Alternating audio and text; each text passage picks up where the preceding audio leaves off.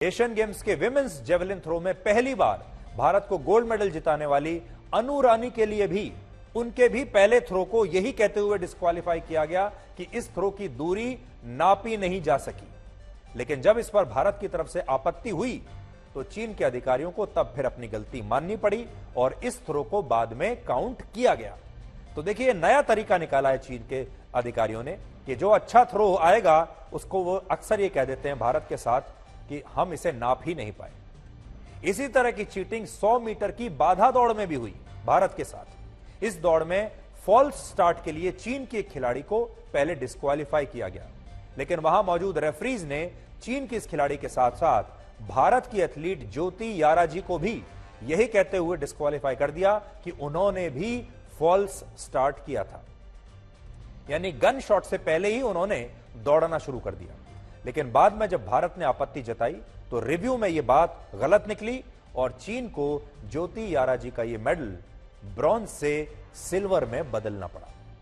इसके अलावा race walk की प्रतियोगिता में मंजू रानी के साथ भी इसी तरह की चीटिंग हुई और आरोप है कि लॉन्ग जंप के फाइनल में भारतीय एथलीट मुरली श्रीशंकर की जंप को भी सही से नापा नहीं गया, जिसकी वजह से वो सिल्वर मेडल जीते और गोल्ड मेडल चीन के एथलीट को मिल गया। देखिए, एक मामले में नहीं, कितनी जगह भारत के खिलाड़ियों के साथ धोखेबाजी और चीटिंग हुई है। भारतीय एथलीट ज्योति याराजी ने इस चीटिंग को लेकर क्या बताया, वो आज आप सबको सुनना चाहिए।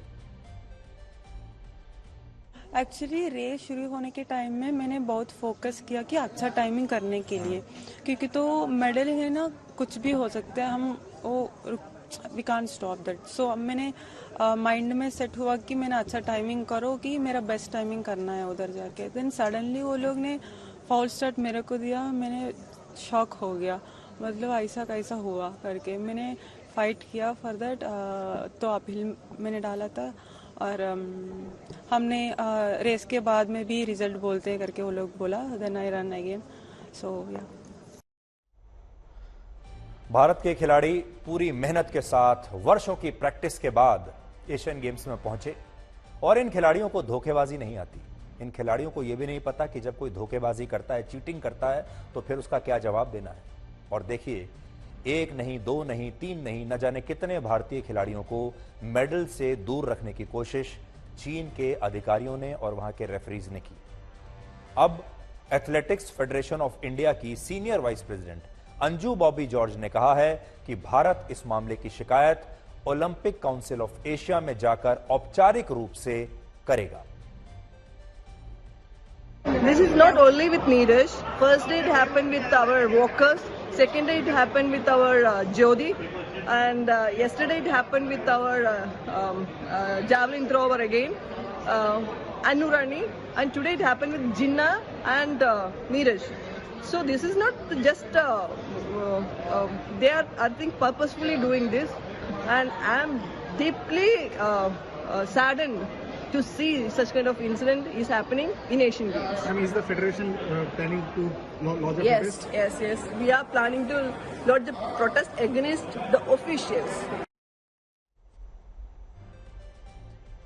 चीटिंग तो बहुत हुई हमारे खिलाड़ियों के साथ, रोकने की बड़ी कोशिश हुई, गिराने की बड़ी कोशिश हुई, लेकिन इस सब के बावजूद एशियन गेम्स के 72 वर्षों के इतिहास में पहली बार ऐसा हुआ जब भारत ने सबसे ज्यादा गोल्ड मेडल जीते हैं। यानी आज तक के इतिहास में यह भारत का सर्वश्रेष्ठ प्रदर्शन रहा है और भारत की यही उपलब्धि चीन को पसंद नहीं आ रही। एशियन गेम्स में भारत अब तक 21 गोल्ड मेडल जीत चुका है और हम 45 देशों की इस सूची में अब चौथे स्थान पर हैं।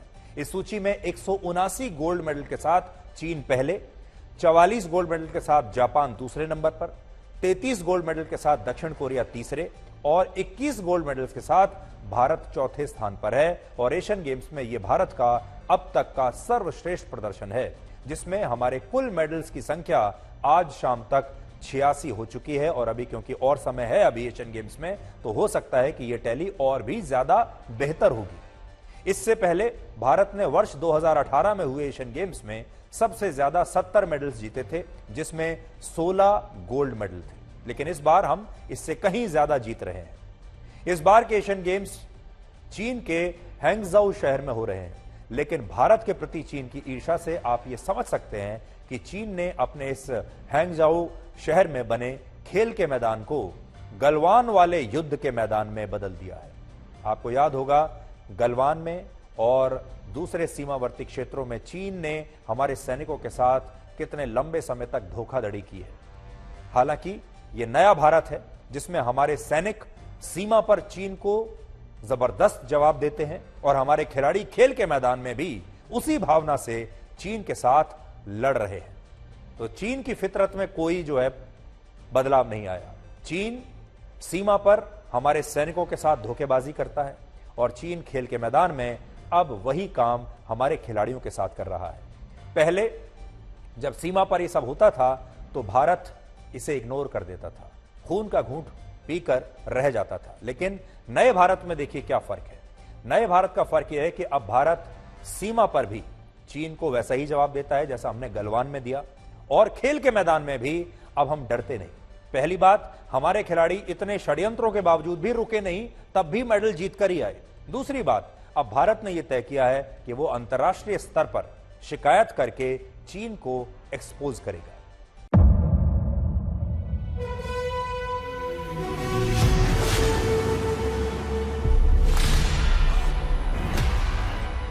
मुद्दों का मैदान, तर्कों पर घमासान, चाहते हैं इस देश को। किससे किसकी ठनी, किसने दी किसे पटखनी, क्या सच है जिसको छिपाने की कोशिश की? खबरों की दुनिया का सबसे बड़ा अखाड़ा दंगल देखे मेरे यानी चित्रा त्रिपाठी के साथ रोज शाम 5 बजे सिर्फ आज तक पर।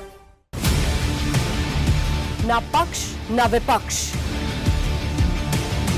ना लेफ्ट ना राइट, ना मिर्च ना मसाला, खबरों का बोलबाला, निडर निर्भीक सबसे सटीक स्पेशल रिपोर्ट सिर्फ आज तक पर। एयर रेड के ये सायरन समय समय पर आपको सुनाई देते हैं। शौर्य की, भारत और चीन के बीच साहस की, सभी बाढ़ग्रस्त इलाकों का हवाई सर्वेक्षण किया है। सरोकार की, गाजीपुर में किसान से बातचीत करें। संघर्ष की, कश्मीर को आगे बढ़ना होगा। संयम की, भावनाएं भड़की या दंगे भड़काए गए, सवालों की, जनता के लिए, जनता के द्वारा, जनता की दस्तक। श्वेता सिंह के साथ सिर्फ आज तक पर। तोल मोल के बोल, फिर बात बनेगी। फिसली जुबान तो जनता पूछेगी। क्या बोल गए नेताजी?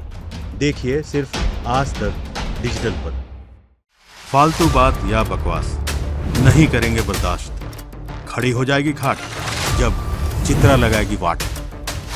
वाट लगाती चित्रा त्रिपाठी, सिर्फ आज तक डिजिटल पर।